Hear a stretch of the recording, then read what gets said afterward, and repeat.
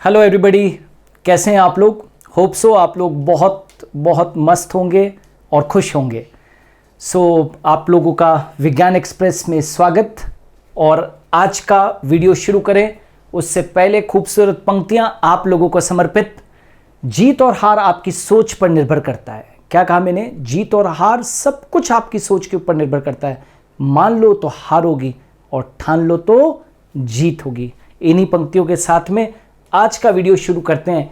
Female reproductive system के अंदर, मादा जनन तंत्र के अंदर एक भाग होता है गर्भाशय, यूट्रस, राइट। उसी को आज हम लोग डिस्कस करेंगे, यानी कि उसी के ऊपर बेस्ड आज कुछ प्रश्न करेंगे हम लोग।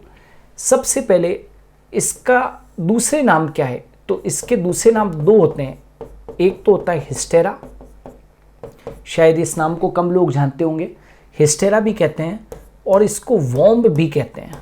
वॉम्ब तो इसको बच्चेदानी का ही दूसरा नाम क्या है? वॉम्ब है। तो इसको वॉम्ब या हिस्टेरा के नाम से जानते हैं। तो कभी भी प्रश्न पूछा जाए हिस्टेरा के ऊपर या वॉम्ब के ऊपर तो कंफ्यूजन नहीं रखना है।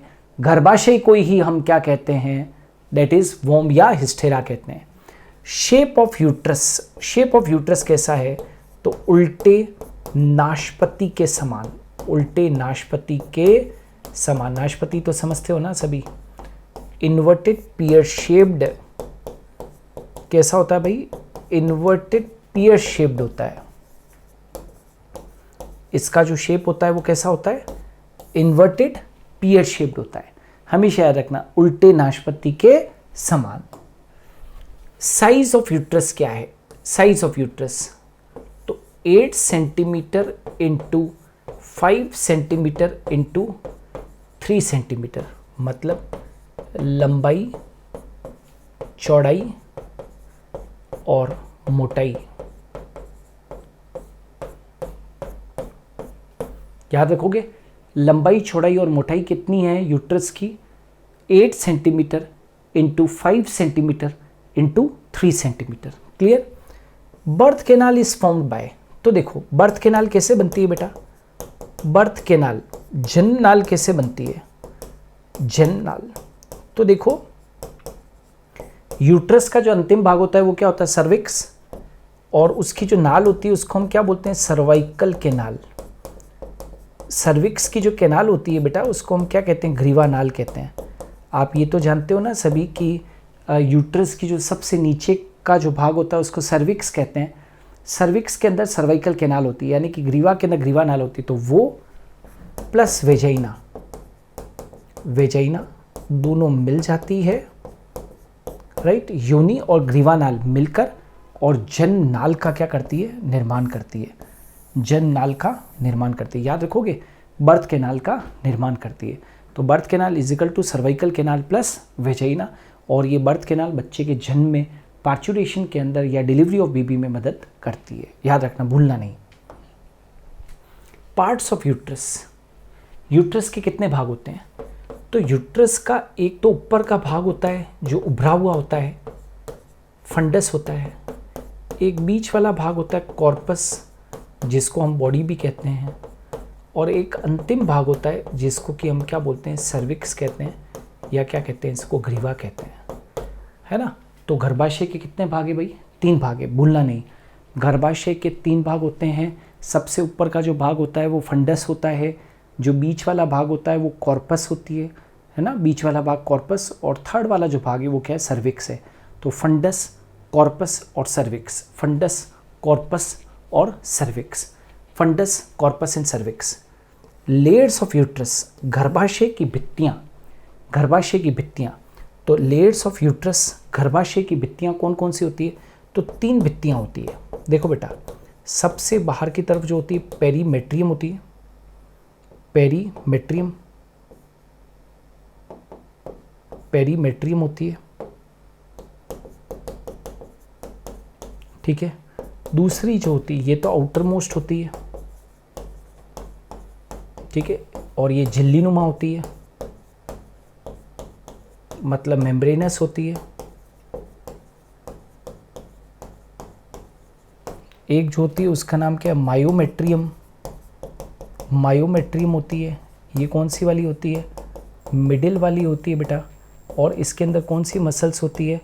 स्मूथ मसल्स होती है, चिकनी पेशियाँ होती है, चिकनी पेशियाँ जो बच्चे के जन्म के वक्त में संकुचित होती है और बच्चे के जन्म में मदद करती है। और एंडोमेट्रियम, एंडोमेट्रियम जो होती है वो कैसी होती है? एंडोमेट्रियम इनर मोस्ट होती है, ठीक है ना, इनर होती है।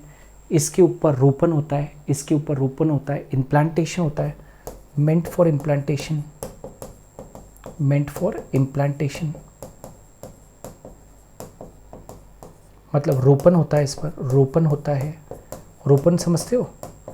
भ्रूण आकर परिवर्तित होता, भ्रूण यहाँ पर आकर नित्य स्थापित होता है। तो एंडोमेट्रियम बहुत इंपॉर्टेंट होती है। और एंडोमेट्रियम जो है वो मेंस्ट्रुअल साइकिल के दौरान भी बहुत ज़्यादा साइक्लिकल परिवर्तन दर्शाती है, रजो चक्र के दौरान भी बहुत ज़्यादा ये परिवर्तन दर्शाती है। तो 3 लेयर्स होती है, आउटर मोस्ट, मिडिल और इनर मोस्ट। सबसे बाहर की पेरीमेट्रियम है, बीच वाली मायोमेट्रियम है और लास्ट वाली एंडोमेट्रियम है। रोल ऑफ मायोमेट्रियम, मायोमेट्रियम का कार्य, मायोमेट्रियम का कार्य, रोल ऑफ मायोमेट्रियम, तो आप लिखोगे it consist of smooth muscles which contract at time of delivery of baby, ठीक है। इसमें चिकनी पेशियाँ पाई जाती है, इसमें चिकनी पेशियाँ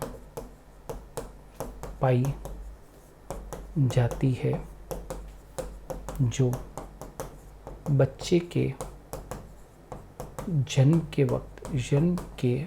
वक्त संकुचित होती है ताकि प्रसव आसानी से हो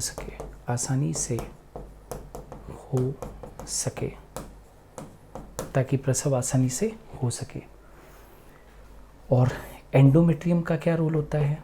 तो मेंट फॉर इम्प्लांटेशन, मतलब रोपण हेतु,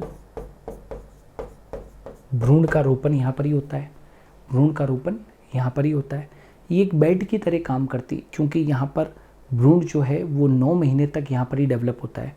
it acts as a bed, ये एक बिस्तर की तरह काम करती है जिसके ऊपर परिवर्तित होता भ्रूण आकर अंत स्थापित होता है। तो मेंट फॉर इम्प्लांटेशन।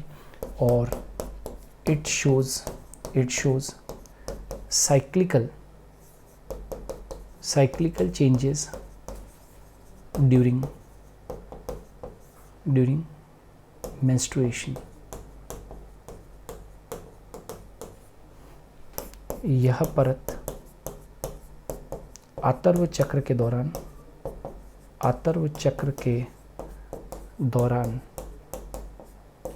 चक्रीय परिवर्तन दर्शाती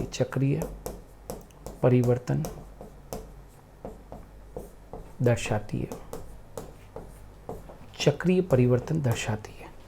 यह परत आतर्व चक्र के दौरान चक्रीय परिवर्तन दर्शाती है। लोअर पार्ट ऑफ यूट्रस, जैसा कि अभी मैंने आपको बताया था, गर्भाशय का जो निचला भाग है, गर्भाशय का निचला भाग जानते हो क्या कहलाता है? सर्विक्स कहलाता है। गर्भाशय का निचला भाग क्या कहलाता है बेटा? ग्रीवा कहलाता है, सर्विक्स कहलाता है। और व्हाट इज हिस्टीरेक्टोमी? तो देखिए कई बार क्या होता है कि यूट्रस के अंदर बहुत सारी समस्याएं होती है, जैसे यूट्रस के अंदर कैंसर हो गया, या यूट्रस बल्की हो गया, या यूट्रस के अंदर गांठें बन गई, तो डॉक्टर सजेस्ट करता है कि उसको रिमूव कर दिया जाए। तो surgical removal of uterus is called hysterectomy, ठीक है ना। मतलब गर्भाशय को शल्य क्रिया द्वारा हटाना ही हिस्टीरेक्टोमी है। हिस्टीरेक्टोमी है।